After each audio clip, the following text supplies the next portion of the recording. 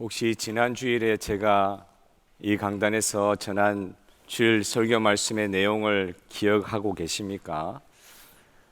저에게는 제가 전한 설교가 제 삶에서 얼마나 실천 가능한 것인지 스스로 검증이 되는 그런 시간을 보냈던 것 같아요.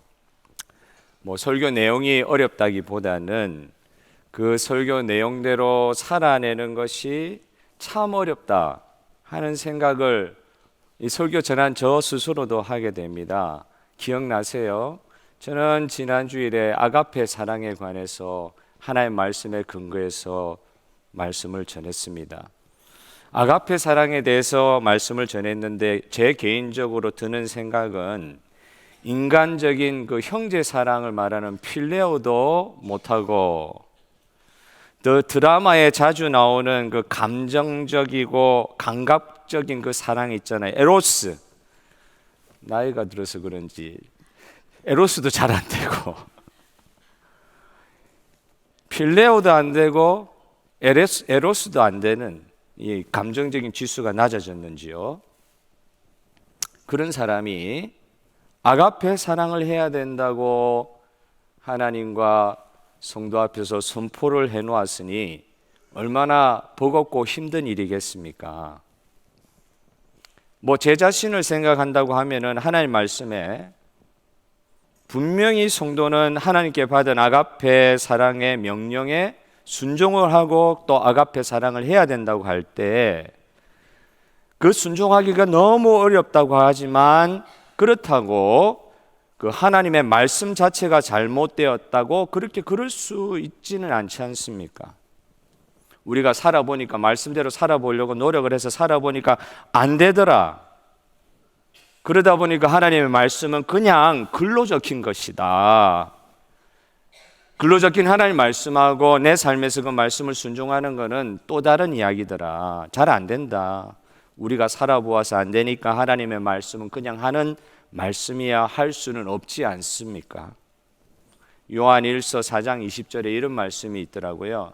누구든지 하나님을 사랑하노라 하고 그 형제를 미워하면 이는 거짓말하는 자니 보는 바 그 형제를 사랑하지 아니하는 자는 보지 못하는 바 하나님을 사랑할 수 없느니라.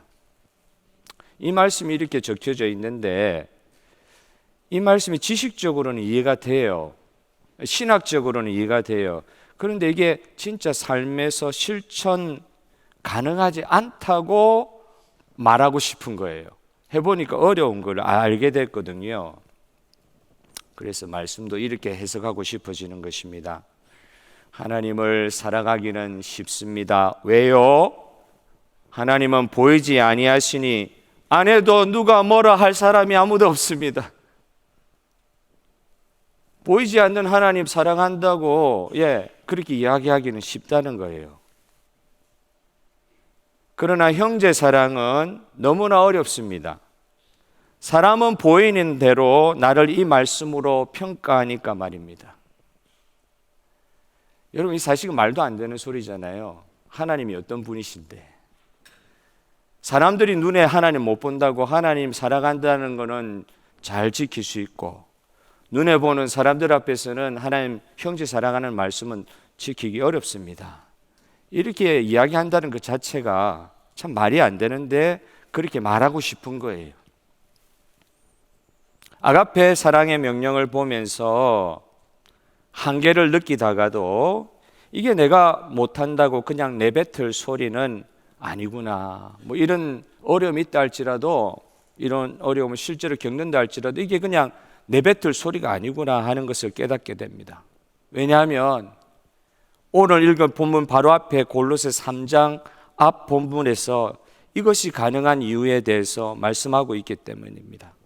비슷한 말씀 빌립보서 3장 10절에 이런 말씀이 있어요. 빌립보서 3장 10절 11절의 말씀을 저와 여러분이 한번 다 같이 읽어보겠습니다. 시작. 내가 그리스도와 그 부활의 권능과 그 고난의 참여함을 알고자 하여 그의 죽으심을 본받아 어떻게 해서든지 죽은 자 가운데서 부활에 이르려 하노니 예수 그리스도의 부활의 권능에 참여하는 일이 성도들에게 약속되어 있다. 이 말씀을 보면서 맞습니다. 우리의 힘으로는 안 됩니다. 우리의 의지로는 안 됩니다. 오직 그리스도의 부활의 권능이 우리 가운데 필요합니다. 이 고백을 하게 하여 주시는 거예요. 예수 그리스도를 바라봄으로 부활의 권능을 입어야 아가페 사랑도 감당할 수 있습니다. 할렐루야. 안 되는 이유가 있었구나. 부활의 권능이 우리 가운데 역사해야 되는 거구나. 내 힘으로 하려니까 안 되는 거구나. 우리 안에 있는 진짜 주님 원하시는 참된 변화는 부활의 권능이 임해야 되는 거구나. 그걸 우리가 깨닫게 되는 것입니다. 오늘 이 아침에 우리 교회가 부활의 권능을 입는 시간이 되시기를 주님의 이름으로 축복합니다. 성도의 삶이 아가페 사랑을 회복하는 것이라고 저번 주에도 제가 말씀을 드렸는데, 오늘은 우리가 속한 이 가정과 교회 공동체가 아가페 사랑을 서로 하기 위해서 부활의 권능을 입는 예배 시간이 되게 하여 주시옵소서.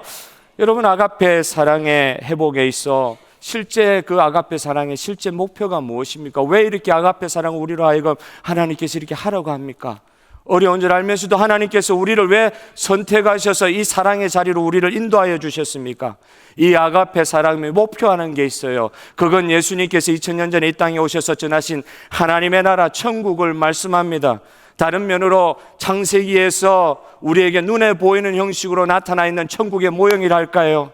에덴 동산, 눈에 보이도록 나타낸 하나님의 나라의 한 모형인 에덴 동산, 그 에덴 동산을 하나님과 사람이 그렇게도 아름다운 관계를 맺었던 그 에덴 동산, 그런 땅으로, 그런 곳으로 우리의 가정과 교회가 회복되게 하시기 위하여 아가페 사랑을 하게 하여 주신 주님을 찬양합니다.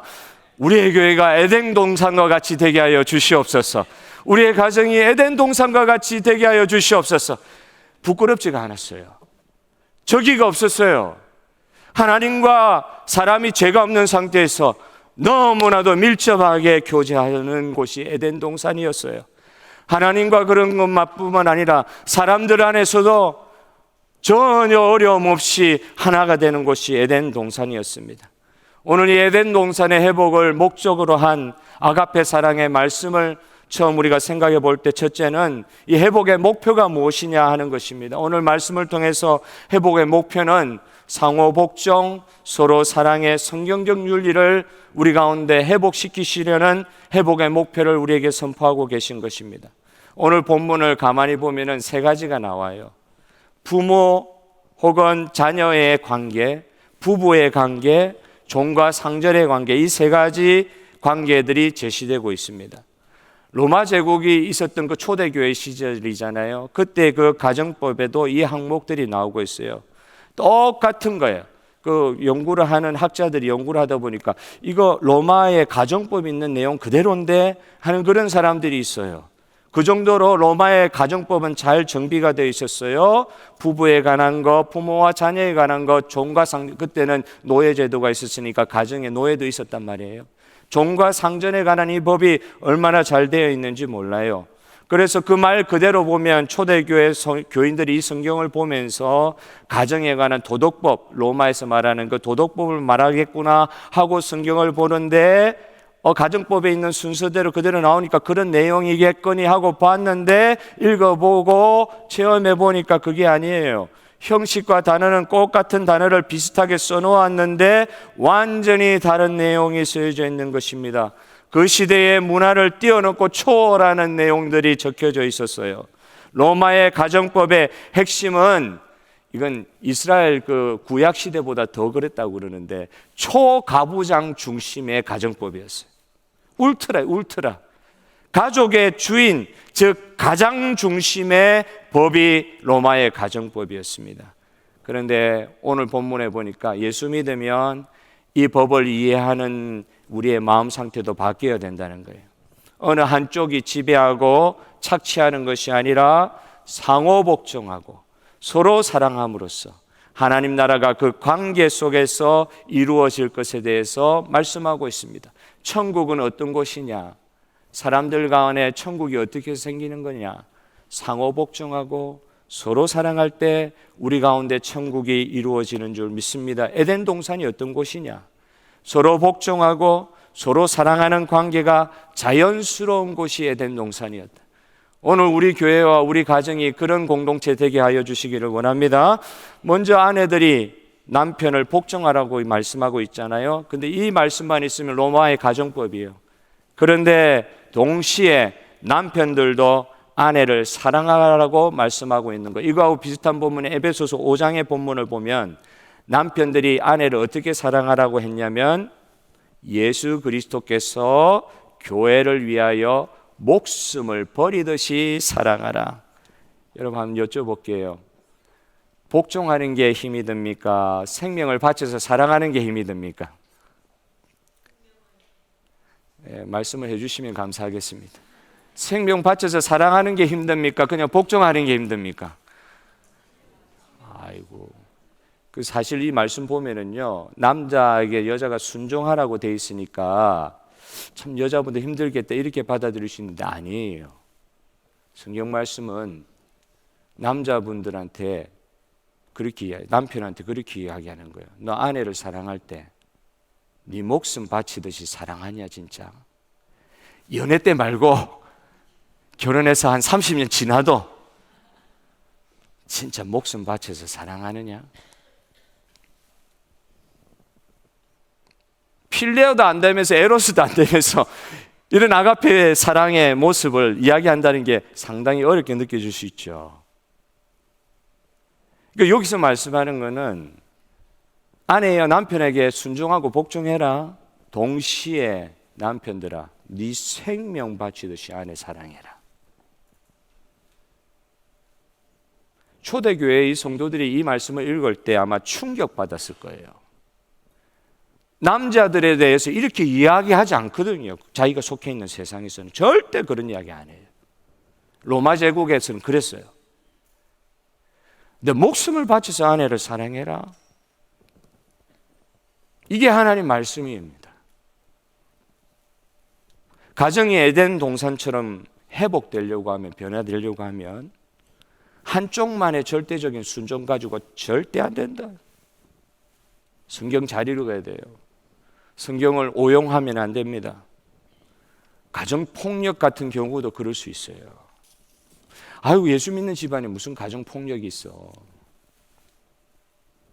남편에게 무조건 복종하라고 하는 그 말씀을 알고 있는 아내가 있다고 합시다. 예수 믿는 아내가 있다고 합시다. 그런데 그 아내가 맨날 두드려 맞아요. 요즘에는 뭐 남자가 때린 게 아니라 여자분들이 더 힘이 세가지고 남자들이 맞아가지고 상담해 오시는 분들도 실제로 계세요. 믿어주시길 바랍니다. 그런 경우도 요즘 많아요. 근데 보십시오. 하나님의 말씀을 합리화하고 이용하는 사람들이 많이 있습니다. 폭력이 꼭 신체적인 것만 있는 게 아니잖아요. 언어적인 폭력이 얼마나 많습니까? 아우, 저도 이 시골 출신이 돼가지고 서울 출신 아내가 이해하지 못해. 나는 사랑으로 이야기했는데 폭력으로 듣는 경우가 있어요. 말로도 얼마나 사람을 무시하고 깔아뭉갤 수가 있어요. 감정적인 가스라이팅은 아주 교모합니다. 완전히 억누르는 거잖아요. 좋은 말 다 하면서. 이런 게 다 폭력에 들어간다고 했을 때 이걸 이제 잘못해서 성경을 가지고 잘못 해석하는 거예요. 남편에게 순종하라. 이런 상황에서도 순종해라. 가해자는 전혀 변화할 마음이 없는데 그 자리에서 또 기독교적인 용서까지 이야기합니다. 내가 잘못한 게 있지만 예수님 말씀하셨잖아. 이런 분에 7번이라도 용서하라고. 당신은 예수 믿는 여자니까 용서해. 당신은 예수 믿는 남자니까 용서해야지. 그 피해자도 예수 잘 믿다 보니까 용서해야 된다는 책임의식에 사로잡히잖아요. 내가 용서 못했다는 것 때문에 죄책감이 들 정도로. 가해자가 지속적으로 폭력적인 것들에 매여 있을 수 있는, 해결이 안 되는, 성경을 잘못 해석하고 악의적으로 이용하는 경우들도 믿는 가정 가운데 있을 수 있습니다.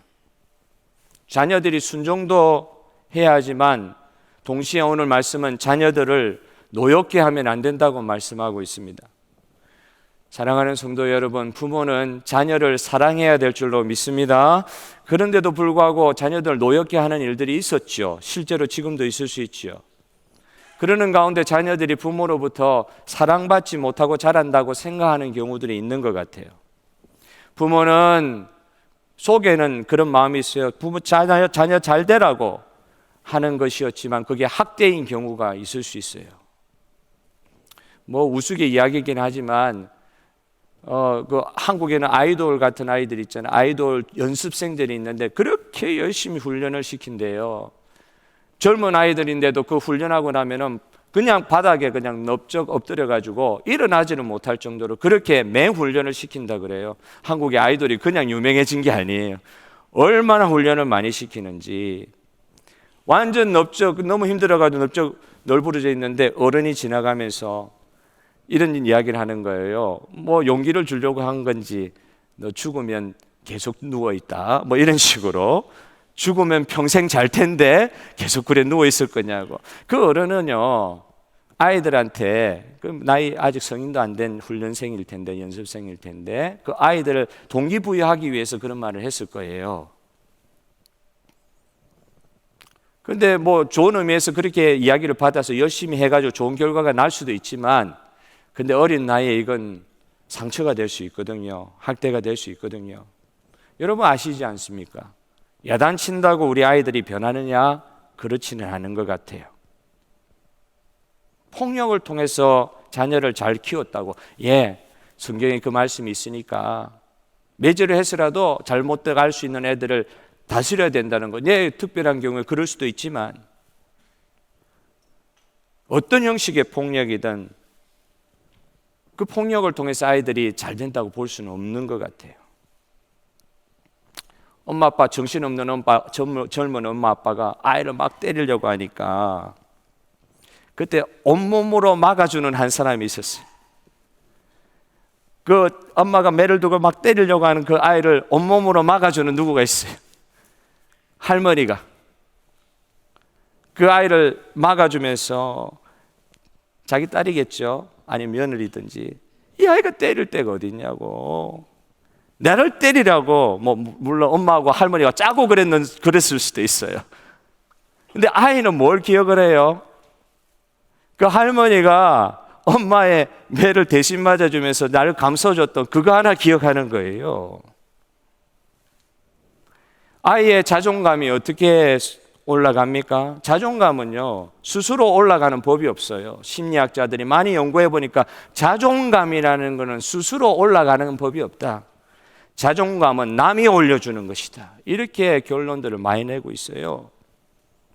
그래서 어떤 경우 이런 이야기도 합니다. 어릴 때 사랑해주는 사람을 많이 만난 사람은 자존감이 높은 경향이 있다고 이야기를 하죠. 그래서 어떻게 인간관계를 맺어보면 반짝반짝 빛나고 매사에 밝은 사람을 보고 누가 이야기합니다. 너 사랑받고 컸지. 너 아빠 엄마한테 한 번도 맞은 적 없지.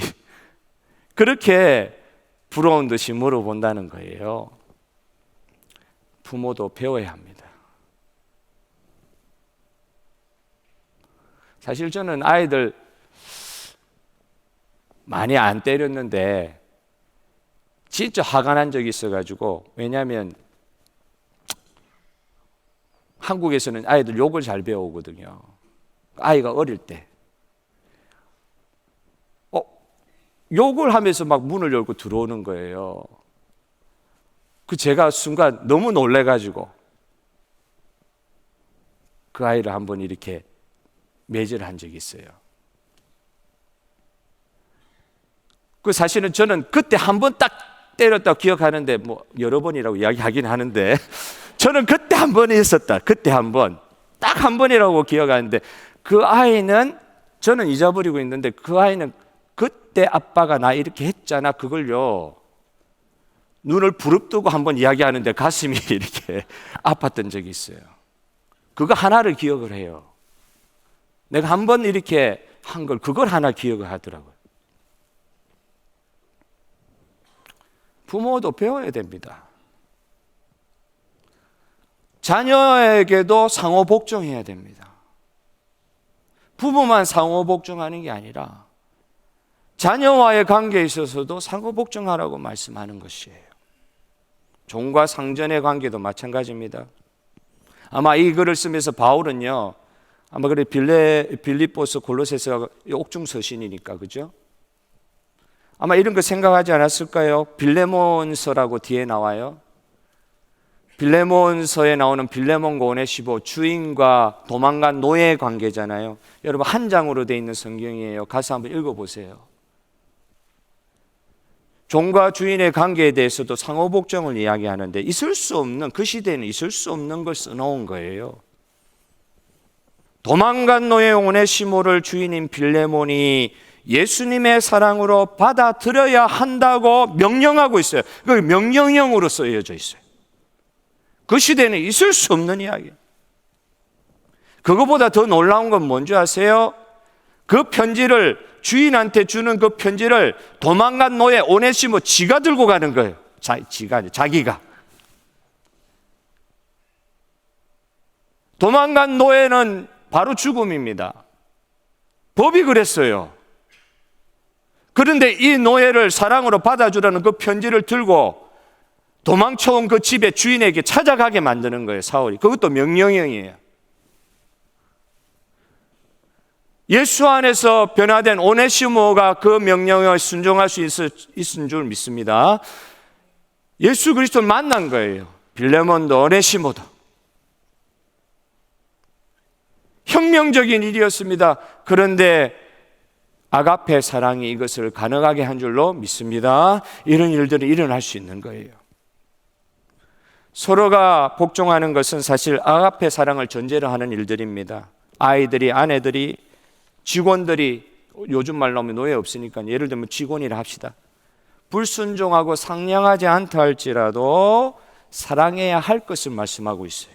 그게 아가페 사랑이에요. 부모가, 남편이, 직장 상사가 불공평하고 요구하는 것이 엄청나게 많다고 해도 사랑으로 순종해야 된다. 이게 아가페 사랑을 근거로 하고 있습니다. 희생적이고 무조건적인 면이 있다는 거예요. 이 말씀에 순종하려고 하면 받은 대로 다 갚는 것이 세상의 정서이지만 그렇게 하면 하나님이, 예수님이 원하시는 에덴이 성립할 수 없다. 에덴 동산 절대 이 세상 가운데 성립할 수 없다. 하나님 나라가 이 땅 가운데 설 수 없다. 우리가 에덴 동산, 하나님 나라가 이 땅 가운데 이루어지는 것을 보려고 하면 오늘 이 말씀, 아가페의 말씀으로 상호 복종하고 서로 사랑하는 순종이 있게 되기를 주님의 이름으로 축복합니다. 순종이 어려운 것 같아도 그 순종의 결과는 놀랍습니다. 할렐루야. 어려운 것 같아도 그만큼 어려운 것에 대한 결과가 놀랍기 때문에 명령하시는 거예요. 그냥 명령하시는 게 아니에요. 힘들지만 명령에 순종해라는 거예요. 결과가 놀랍다는 거예요. 두 번째로 회복을 위한 실천상을 오늘 본문, 사실 이 골로새 본문은 이 본문에 나와 있는 에베소서 5장 본문하고 같이 읽으면 좋습니다. 여기는 종과 상전의 관계에서만 이런 표현이 나오고 있는데 에베소 본문에 보면 모든 관계에 있어서 이런 표현을 쓰고 있어요. 따라하겠습니다. 모든 일을 주께 하듯 하십시오. 에덴을 회복하기 위한 실천사항이 무엇이냐? 모든 일을, 예수 믿는 사람인 것 같으면 예외가 없다. 모든 일들에 있어서 주께 하듯 하면 된다. 이걸 팁으로 주세요. 이걸 실천사항으로 명확하게 구체적으로 가르쳐주고 계세요. 에덴으로 우리의 가정과 교회가 회복되려면 이게 하나의 마법과 같은 방법이라고 말씀하고 있습니다. 오늘 본문이 이렇게 말씀합니다. 모든 일에 누구들은 주께 하듯 하십시오. 대하십시오. 이재철 목사님이란 분이 회복에 관해 글을 쓴 걸 보았어요. 좀 어렵게 말을 써놓으셨는데 저 식으로 좀 쉽게 풀어보니까 이래요.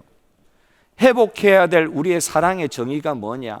우리가 진짜 아가페 사랑을, 이분이 아가페란 말은 붙이지 않았지만 내용이 그래요. 우리가 회복해야 될 아가페 사랑이 뭐냐? 교인이, 성도가 회복해야 될 아가페 사랑이 뭐냐? 그 사랑이란 다른 사람의 생명의 가치나 나의 생명의 가치를 똑같이 동일하게 생각하고 서로를 존중하고 인정해 주는 것이 사랑이다. 이게 아가페 사랑. 내 생명이나 저기 있는 저분의 생명이나 똑같아. 예수님께서도 말씀하시잖아요. 그냥 이웃을 사랑하라고 이야기하지 아니하시고 너 자신을 사랑하던 너의 이웃을 사랑하라 이렇게 말씀하시잖아요. 아가페 사랑이 뭐냐? 하나님을 사랑하는 거, 내가 하나님께 사랑을 받아서 하나님께 사랑을 돌려드리는 거, 그게 아가페 사랑 본받는 걸 할 수도 있지만 이웃 사랑에 있어서도 아가페라는 단어를 쓴단 말이에요. 하나님이 우리를 사랑하셨듯이 사랑해라. 그건 그 목사님이 볼 때 내 생명이나 저 사람의 생명이나 똑같다. 아가페 사랑을 우리 삶에 실현하려고 하면 만군의 주인이신 하나님의 생명을 이 세상의 거지와 악독한 강도의 생명과 동일하게 보는 것이다. 이게 조금 위험한 말일 수 있어요. 하나님의 생명하고 이 세상의 거지와 악독한 자들의 생명하고 동일하게 보라. 이걸 이 목사님은 생명의 등가성, 등가란 말은 값이 같다 이 말이에요.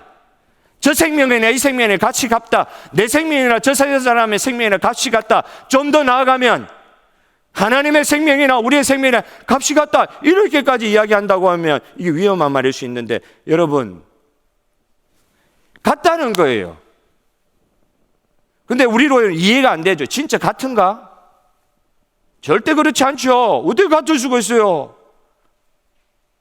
하나님의 그 고귀한 생명이 어떻게 저런 악독한, 나는 좀 착하나요?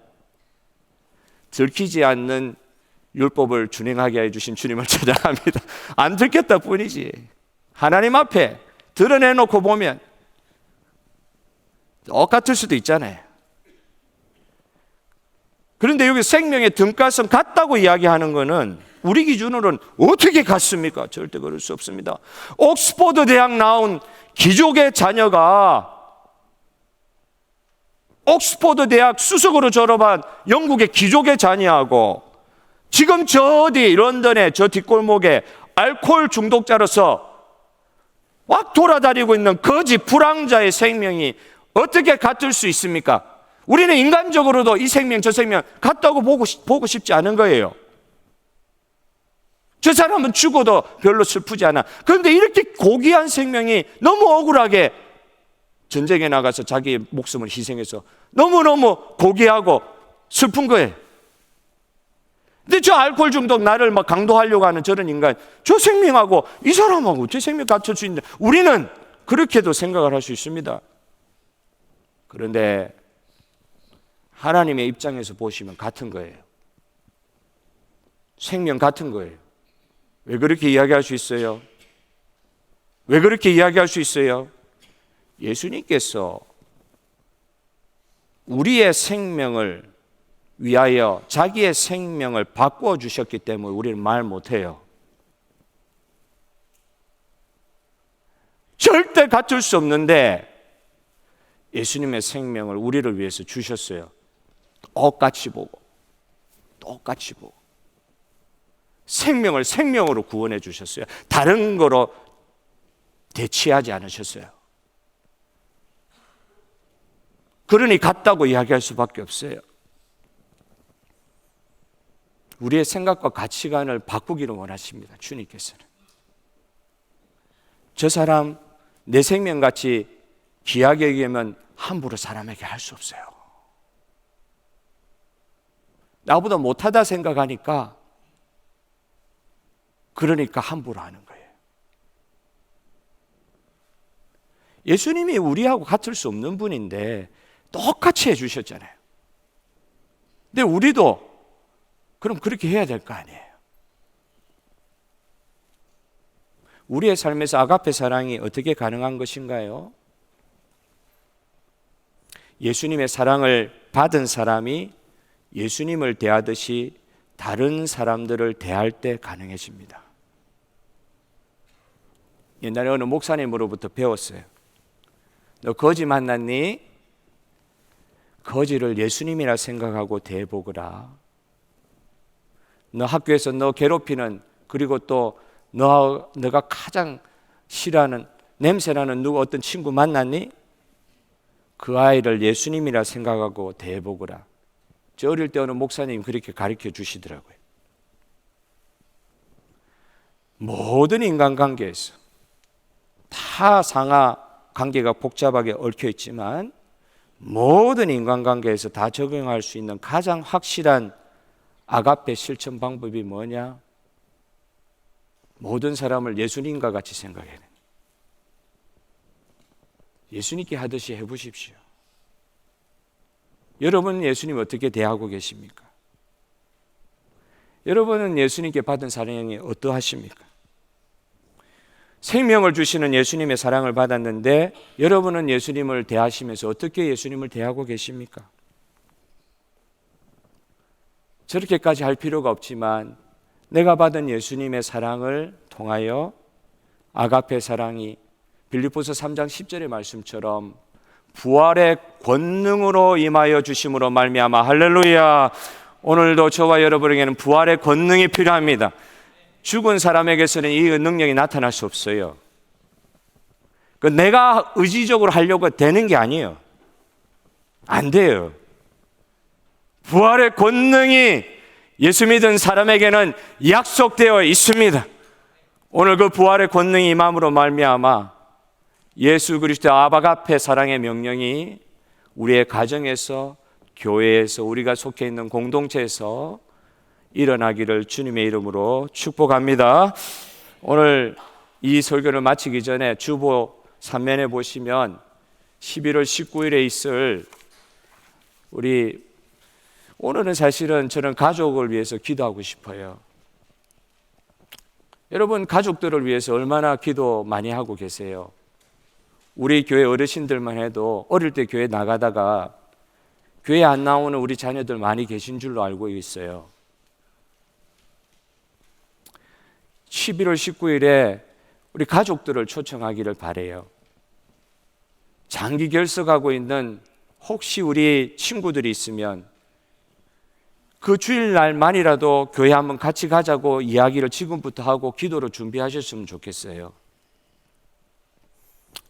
상처와 시험 때문에 예배의 자리를 떠났던 많은 사람들이 돌아오는 그런 예배가 되었으면 좋겠어요. 우리 교회가 매주일 그랬으면 좋겠어요. 매주일. 믿지 않는 사람들, 상처받고 이 세상에서 소망이 없는 분들이 매주일 예배로 나와 예수 그리스도의 아가페 사랑 안에서 변화받는 역사가 일어났으면 좋겠습니다. 11월 19일 날 특별히 날을 정하고 우리가 이 기도를 하면서 오늘 그 예배를 준비했으면 좋겠어요.